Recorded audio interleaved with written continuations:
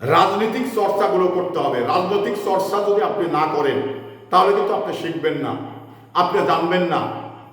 একটি মানুষের ব্যাপারে অহেতুক আলোচনা করবেন, সেই আলোচনার যুক্তি থাকবে না, সেই আলোচনার ভিত্তি থাকবে না, সেই আলোচনা করে লাভ নেই। কারণ রাজনৈতিক চর্চা যদি আপনার ভিতরে থেকে থাকে, রাজনৈতিক চর্চা যদি আপনি করে থাকেন, তাহলে আপনি যুক্তি সহ আপনি আলোচনা করতে হবে বা আলোচনা করার দরকার রয়েছে।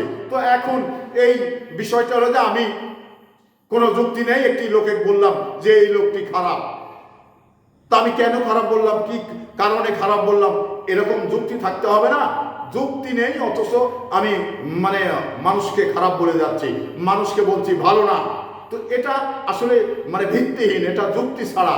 তো আপনারা যাই করেন, রাজনৈতিক চর্চা করবেন, গণতন্ত্র রাষ্ট্র, আপনাদের অধিকার রয়েছে, কিন্তু সে আলোচনাটা যুক্তি সম্মত আলোচনা হতে হবে।